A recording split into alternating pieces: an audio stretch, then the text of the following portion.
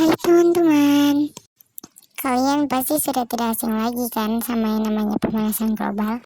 Jika teman-teman belum mengerti tentang pemanasan global, saya akan menjelaskan tentang pemanasan global.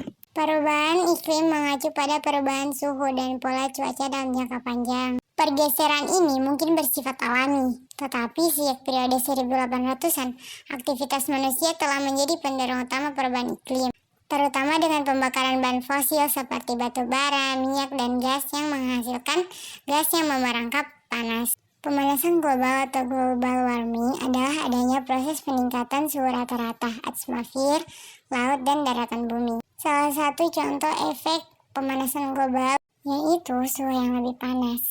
Hampir semua wilayah daratan yang mengalami banyak hari terik dan gelombang panas. Tahun 2020 adalah salah satu tahun terpanas yang pernah tercatat. Suhu yang lebih tinggi inilah yang dapat meningkatkan penyakit yang berhubungan dengan panas dan juga dapat membuat orang lebih sulit untuk bekerja atau beraktivitas. Lalu, para ahli pun mengungkap potensi 2023 menjadi tahun terpanas dalam sejarah bumi. Dan guys, terjadi pemanasan global yang luar biasa sejauh ini pada Juni kemarin. Salah satu ahli yaitu Copernicus menyebutkan bahwa pada sejumlah hari di awal Juni 2023 peningkatan suhu bahkan tembus 1,5 derajat Celcius dibandingkan dengan masa praindustri. Ini mungkin pertama kalinya sejak industrialisasi. Ungkap laporan Copernicus. Peningkatan suhu bumi yang tadi dipicu oleh pembakaran bahan fosil ini diduga akan diperparah oleh El Nino, yaitu fenomena alam yang memanaskan suhu permukaan laut di Samudra Pasifik di atas kondisi normal. El Nino lazimanya memicu lonjakan suhu di seluruh dunia. Terus apa sih penyebab-penyebab pemanasan global ini?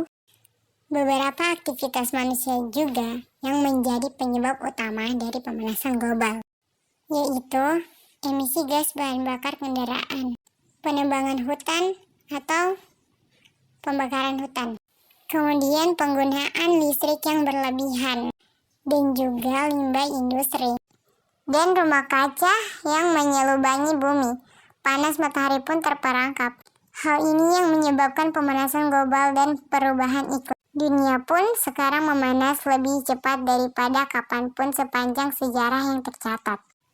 Jadi, apa sih yang harus kita lakukan untuk mengurangi pemanasan global? Kita harus mengurangi penggunaan kendaraan bermotor salah satunya. Mengapa harus dikurangi? Karena transportasi termasuk salah satu sektor yang menghasilkan karbon dioksida yang sangat tinggi, CO2-nya, yang menyebabkan gas rumah kaca dan akhirnya berkontribusi terhadap pemanasan global. Kemudian menjaga kelestarian alam, seperti tidak menebang pohon sembarangan dan juga tidak membakar hutan. Dikarenakan kenaikan suhu global menyebabkan terganggunya siklus air kelembapan udara dan berdampak pada pertumbuhan tumbuhan, sehingga menghambat lajunya produktivitas primer.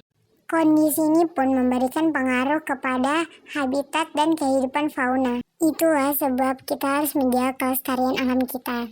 Kemudian mengontrol pemakaian listrik. Kenapa sih kita harus mengontrol pemakaian listrik?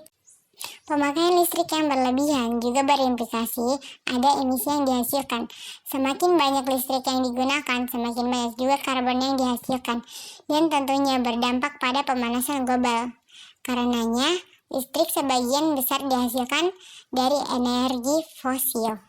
Pemakaian listrik yang berlebihan bisa juga dikurangi dengan menggunakan energi tenaga surya.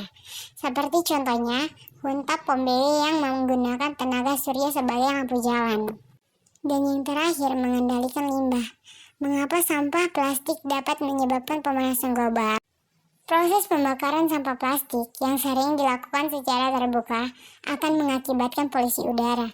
Hal ini disebabkan oleh adanya partikel mikroplastik, logam berat, misalnya kadium dan timbal, serta bineval poriklorinasi yang terlepas dan mencemari udara.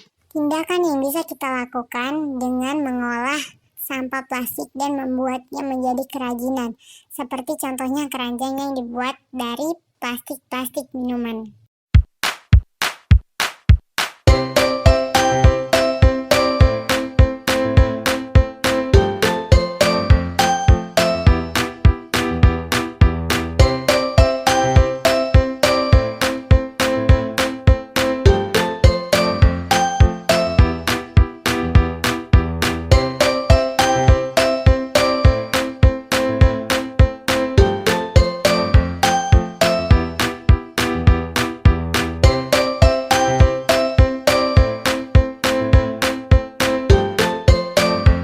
Jadi itu saja video dari saya. Saya harap teman-teman bisa memahami apa yang sudah saya jelaskan.